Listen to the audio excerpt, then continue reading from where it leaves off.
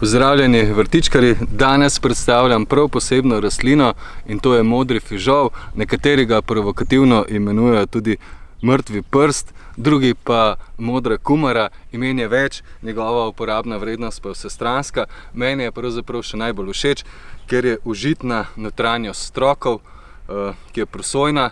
Stroki pa dozorijo v septembru in oktobru in to je pravzaprav tudi njihov čas nabiranja.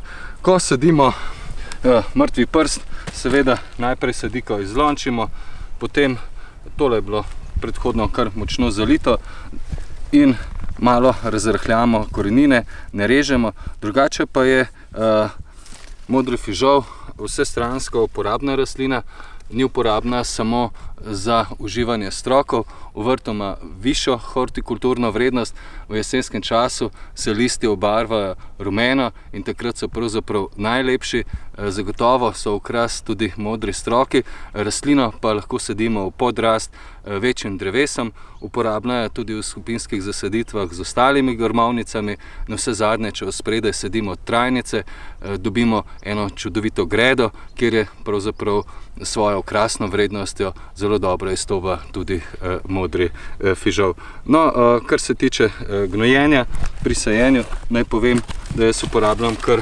organsko gnojilo drobnejše granulacije, ki je pravzaprav enostavno potresem v sadilno jamo. Uporabite lahko tudi kompost, 2-3 lopate ali pa kakšno drugo organsko gnojilo. Sama rastlina modri fižol je tudi prezimno trdna, izhaja iz goratih področij Butana, Nepala in okoliških držav, tako da za zimo ni treba skrbeti, prenese temperaturo minus 20 stopinj in več.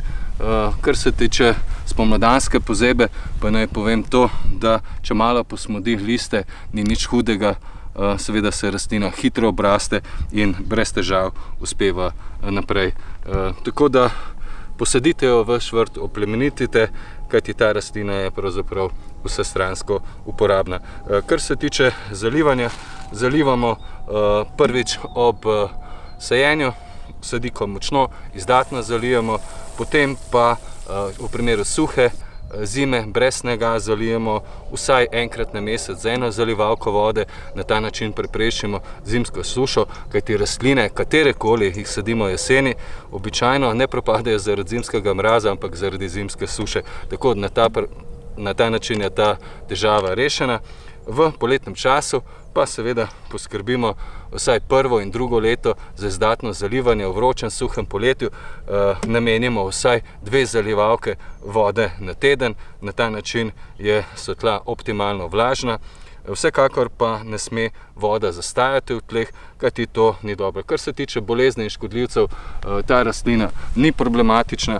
Če se pojavijo slučajno na pogankih kakšne uši, jih preprosto poškropimo s čajem iz rabarbare, s čajem vratiča, drugimi ekološkimi pripravki ali pa preprosto pomencamo prve primerke uši in so težave rešene. Tako, to je bilo nekaj o modrem fižolu.